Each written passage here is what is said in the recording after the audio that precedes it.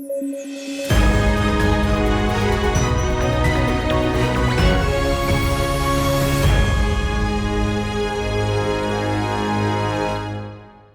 News at 9 programme में आपका स्वागत है। मैं हूं अमृत उपाध्याय। आइए सबसे पहले आज के हेडलाइंस पर डालते हैं नजर।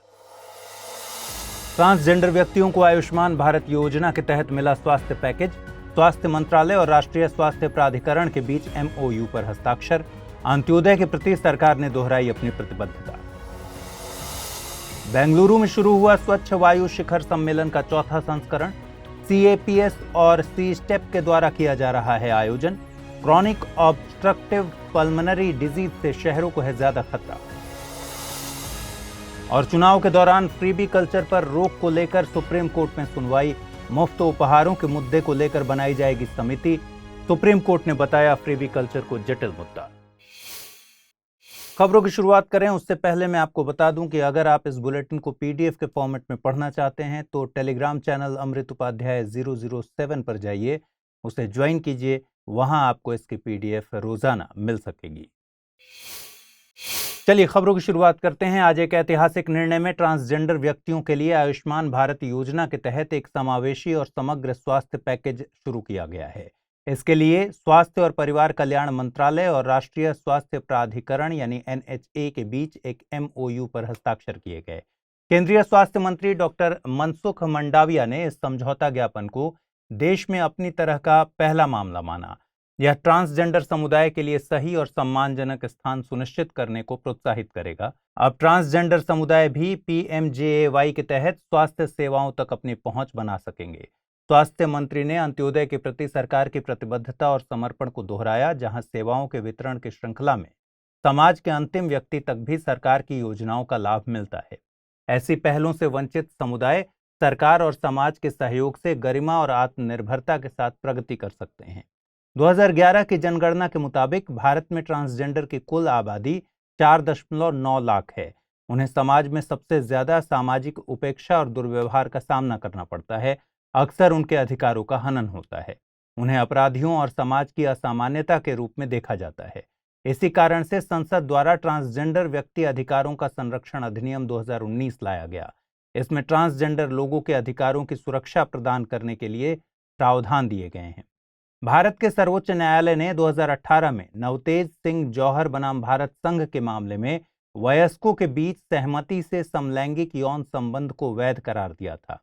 आपको बता दें कि PMJAY स्कीम का प्राथमिक लक्ष्य भारत के लगभग 50 करोड़ नागरिकों को स्वास्थ्य कवरेज प्रदान करना है। इसके अलावा ये लाभार्थियों को 5 लाख रुपए की औसत कवरेज राशि प्रस्तावित करता है।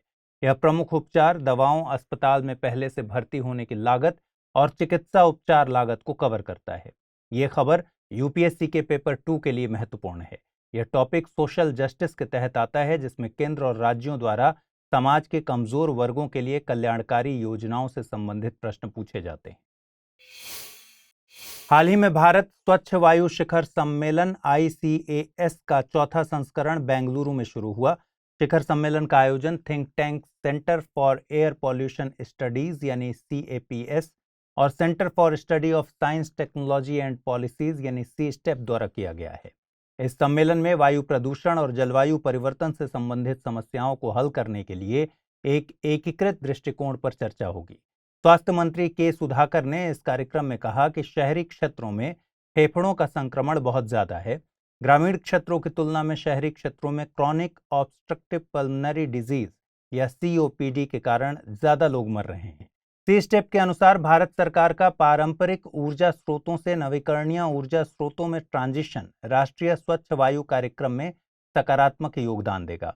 आपको बता दें कि जनवरी 2019 में पर्यावरण, वन और जलवायु परिवर्तन मंत्रालय ने राष्ट्रीय स्वच्छ वायु कार्यक्रम NCAP लॉन्च किया था।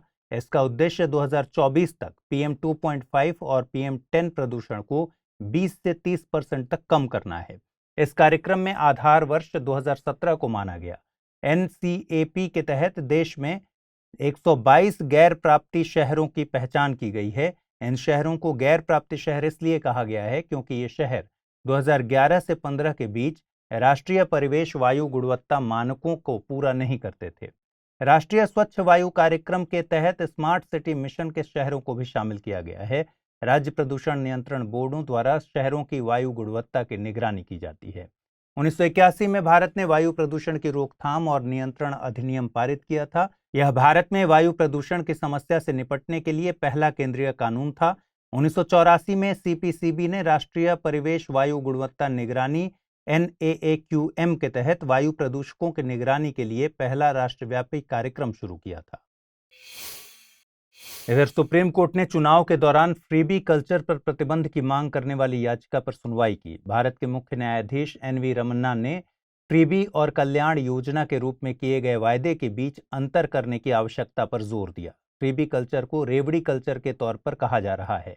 पिछली सुनवाई के दौरान सुप्रीम कोर्ट ने कहा था कि वह राजनीतिक दलों को वादे करने से नहीं रोक सकता है और यह परिभाषित करना जरूरी है कि फ्रीबी क्या है। फ्रीबी को एक जटिल मुद्दा बताते हुए CJI ने कहा कि यह तय करना आवश्यक है कि किसको एक फ्रीबी माना जा सकता है और क्या यह कल्याणकारी उपाय के तहत है। सुप्रीम कोर्ट ने कहा कि राजनीतिक दलों द्वारा दिए गए मुफ्त उपहारों के मुद्दे पर विचार करने के लिए एक समिति बनाई जानी चाहिए।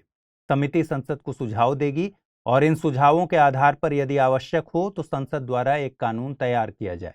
फ्रीबी उस सामान को कहा जाता है या उस सेवा को कहा जाता है जो राजनीतिक पार्टियों के द्वारा चुनाव के पहले वोटरों को अपनी पार्टी के पक्ष में वोट डलवाने के लिए बांटी जाती हैं।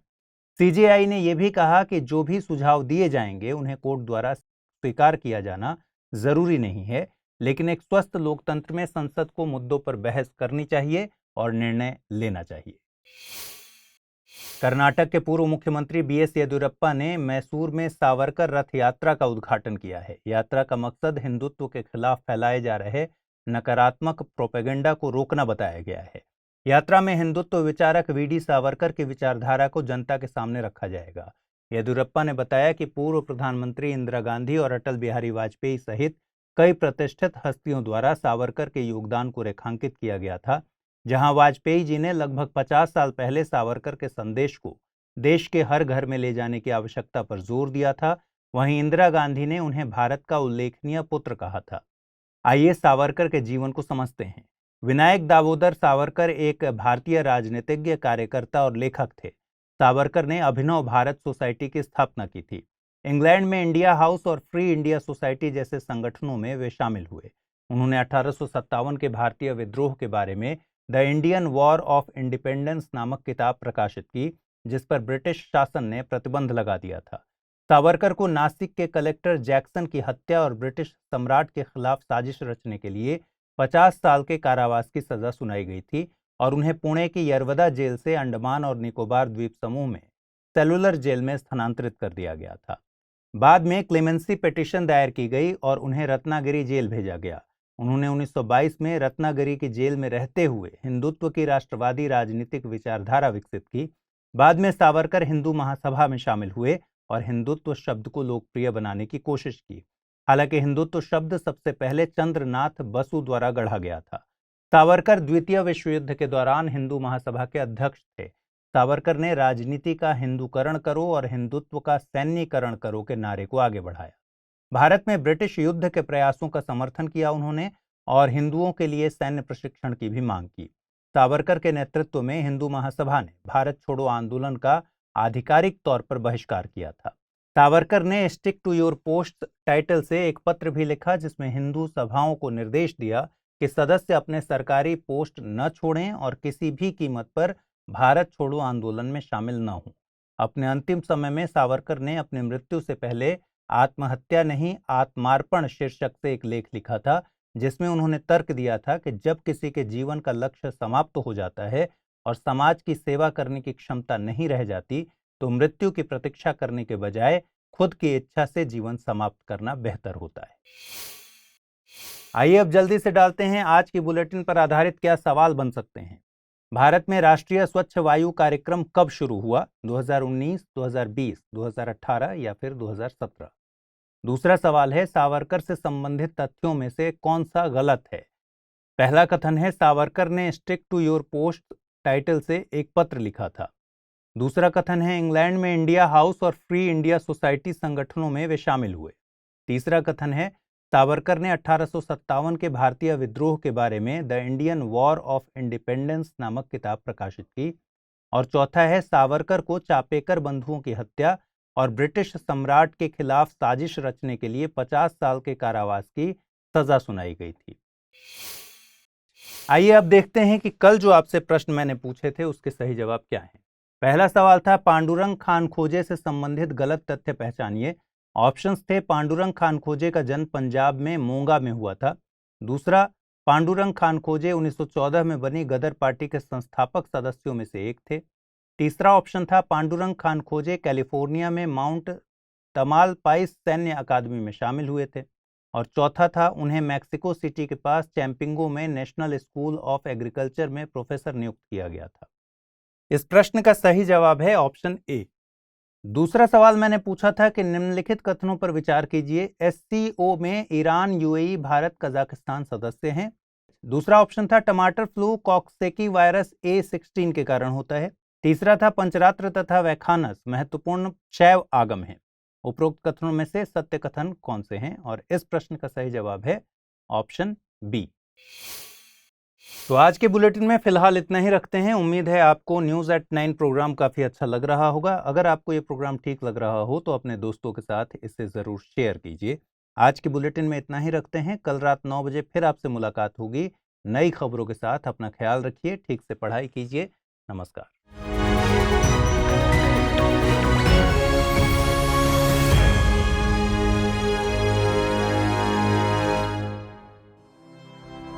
स्टडी IQ IAS अब तैयारी हुई अफोर्डेबल।